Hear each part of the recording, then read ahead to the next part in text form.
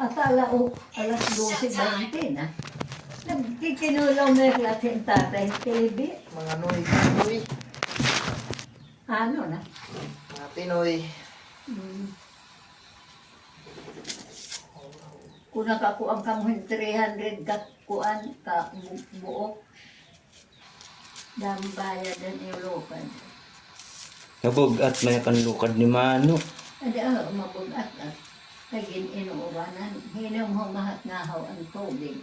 Gin tatahubang ko kakalupin anahawara. Ayaw hit. Kaya nalaking magbumaan.